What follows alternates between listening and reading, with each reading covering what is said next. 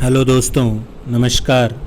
मैं राकेश कुमावत स्वागत करता हूं आपका आपके पसंदीदा लोकप्रिय एजुकेशन चैनल आर के बायोलॉजी क्लासेज सीखकर में, जहां आज अपन चर्चा करने वाले हैं मुख्य रूप से जो अपने बायोलॉजी का एक टॉपिक है साइटोलॉजी यानी कि कोशिका विज्ञान। उसके जो मोस्ट इम्पोर्टेंट क्वेश्चन हैं उनको आज अपन देखेंगे।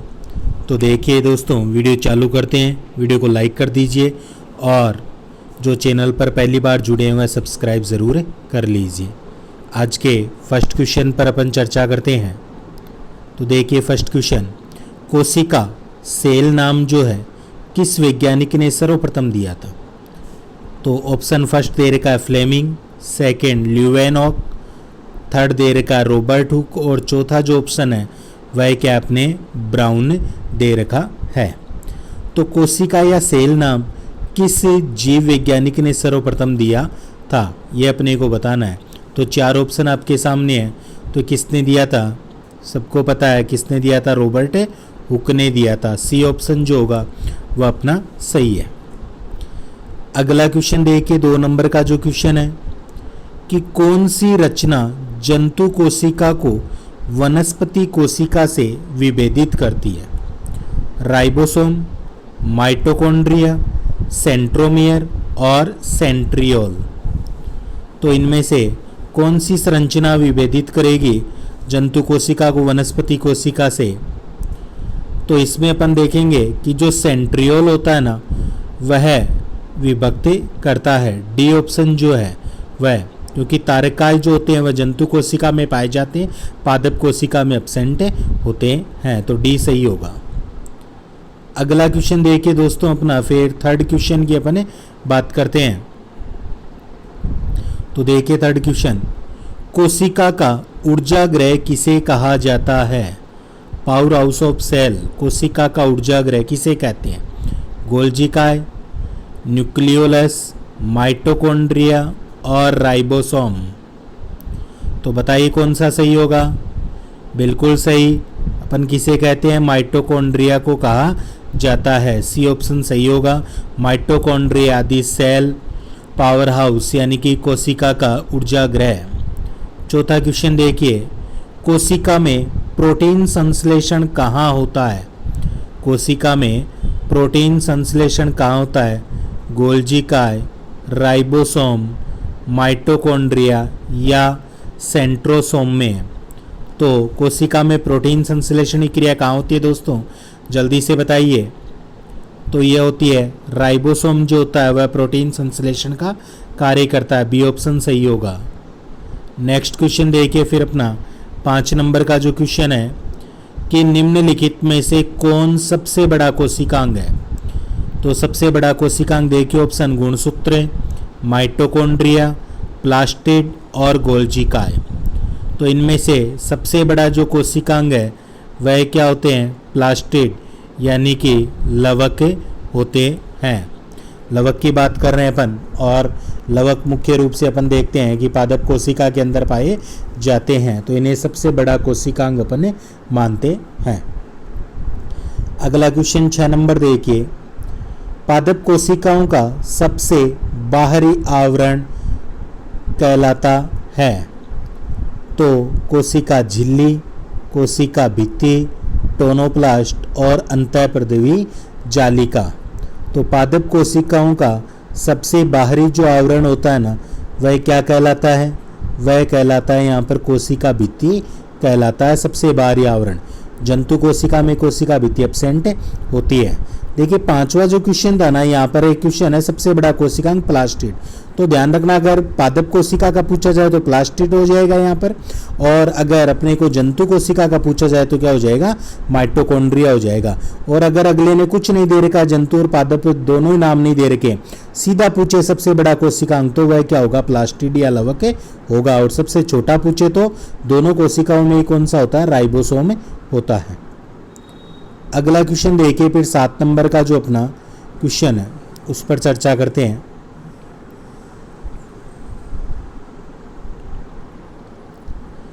कोशिका द्रव्य में उपस्थित महीन, साकित, झिल्लीदार और अनियमित नलिकाओं का घना जाल क्या कहलाता है?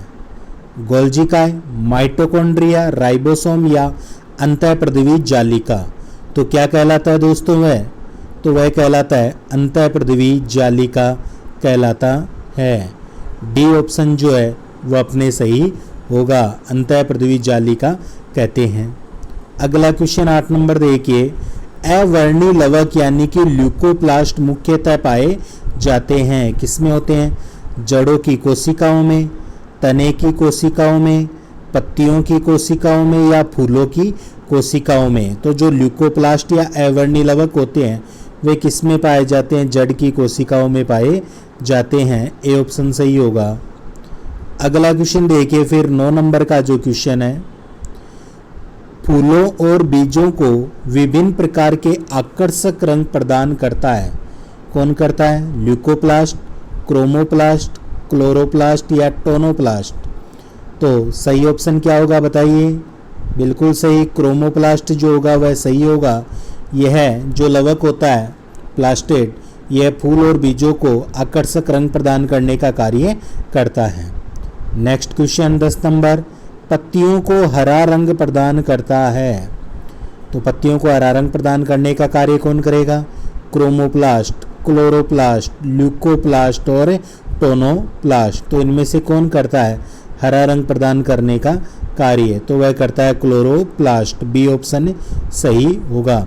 दोस्तों सारे क्वेश्चन काफ़ी इम्पोर्टेंट क्वेश्चन है, इसलिए अगर वीडियो को लाइक नहीं किया तो लाइक कर दीजिए और चैनल से जुड़े हैं पहली बार तो सब्सक्राइब ज़रूर कर लीजिए और वीडियो को देखकर ज़्यादा से ज़्यादा शेयर ज़रूर करना दोस्तों।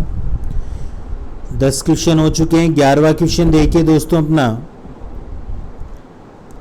कोशिका की आत्महत्या की थैली किसे कहते हैं? लाइसोसोम, राइबोसोम, न्यूक्लियोसोम या गोल्जी काय।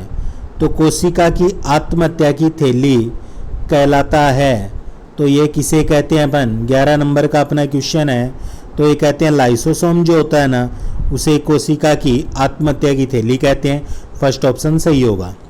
नेक्स्ट क्वेश्चन देखिए, किसकी उपस्थिति के कारण किसी पादप कोशिका और पशु कोशिका यानी कि जंतु कोशिका में अंतर पाया जाता है? तो ऑप्शन फर्स्ट देखिए क्लोरोप्लास्ट, सेकेंड कोशिका भित्ति, थर्ड कोशिका कला और चौथा ऑप्शन केंद्र क्या नाभिक। तो इनमें से बताइए सही क्या होगा? तो यहाँ पर देखिए आप लोग एक बात देख रहे हैं कि जो कोशिका भित्ति होती है, कोशिका भित्ति, इसके आधार पर अपन कह सकते हैं पादप कोशिका और जंतु कोशिका में अंतर होता है, क्योंकि पादप कोशिका में तो कोशिका भित्ति पाई जाती है लेकिन जंतु कोशिका में क्या होता है? इसका अभाव होता है। बी ऑप्शन जो होगा वह सही होगा।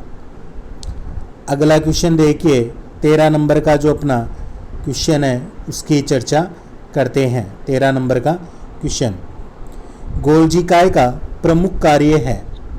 तो श्वसन का, कोशिका विभाजन, पाचक रस उत्पन्न करना और स्त्रावी का।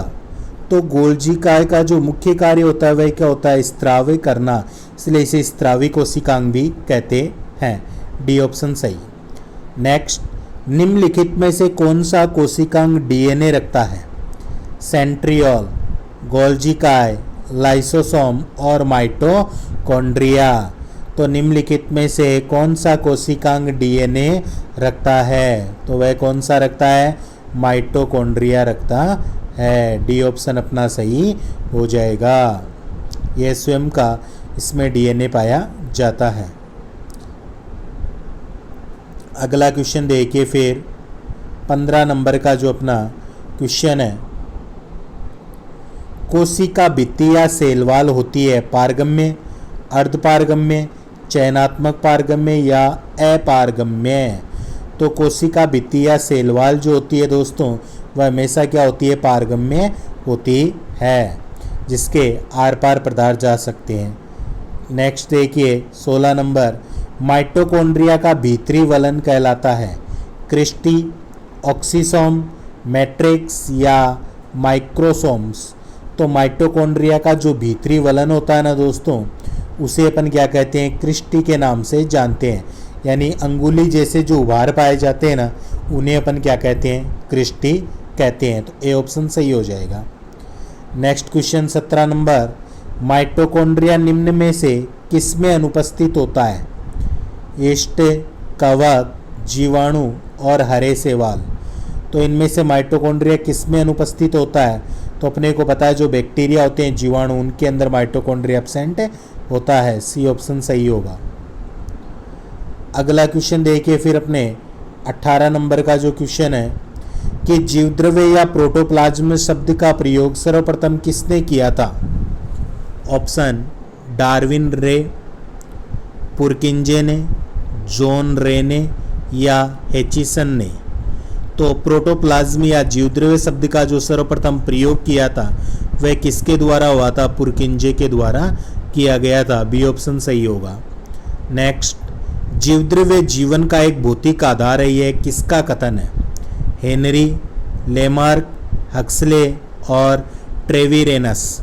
तो ये कथन किसका होगा दोस्तों? तो ये हक्सले का कथन था। उन्होंने कहा था कि जीवद्रव्य जो है जीवन का भौतिक आधार होता है। नेक्स्ट क्वेश्चन देखिए फिर अपना 20 नंबर का जो क्वेश्चन है कि डीएनए हेलिक्स का प्रारूप मॉडल प्रस्तुत किया, किसने किया था डीएनए हेलिक्स का प्रारूप मॉडल? नॉलरस का, वाटसन, क्रिक, खुराना, हरगोविंद खुराना की बात है, और प्रिस्टले। तो इन चारों में से डीएनए हेलिक्स का मॉडल प्रस्तुत किसने किया था? तो वह किया था वाटसन और क्रिक ने 1952 में किया था, जिसके लिए इन्हें नोबेल पुरस्कार से सम्मानित भी किया गया था। नेक्स्ट क्वेश्चन देखिए, कोशिका की क्रियात्मक गतिविधियां नियंत्रित होती है। तो कोशिका की जो क्रियात्मक गतिविधियां नियंत्रित होती है किससे होती है? केंद्रिका, माइटोकॉन्ड्रिया, जीवद्रव्य या केंद्रक। इन चारों में से किसके द्वारा नियंत्रित होती है? तो वह होती है अपने केंद्रक के द्वारा होती है। डी ऑप्शन सही होगा।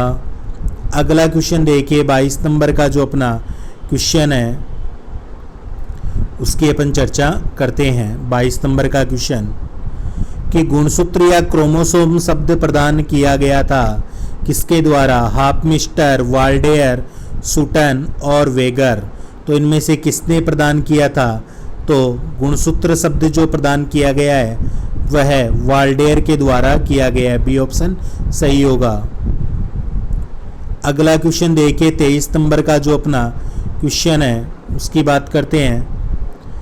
अंतःप्रद्रव्य जालक की खोज की थी। ईआर की खोज अगर माने सुटन ने, पोर्टर ने, वाटसन ने और रॉबर्ट्स ने। तो अंतःप्रद्रव्य जो जालिका होती है उसकी खोज पोर्टर के द्वारा की गई थी। बी ऑप्शन सही होगा। नेक्स्ट, इलेक्ट्रॉन सूक्ष्मदर्शी की खोज नॉलरस का, स्लाइडन स्वान, फ्लेमिंग ब्राउन और वाटसन तथा क्रिक। तो इलेक्ट्रॉन सूक्ष्मदर्शी की खोज किसके द्वारा की गई थी? नॉलवरस्का के द्वारा की गई थी। ए ऑप्शन सही होगा। नेक्स्ट क्वेश्चन देखिए, अगला जो क्वेश्चन अपना 25 नंबर का उस पर चर्चा करते हैं। वास्तविक केंद्रक किस में अनुपस्थित होता है? जीवाणु, हरे शैवाल, कवक और लाइकेन।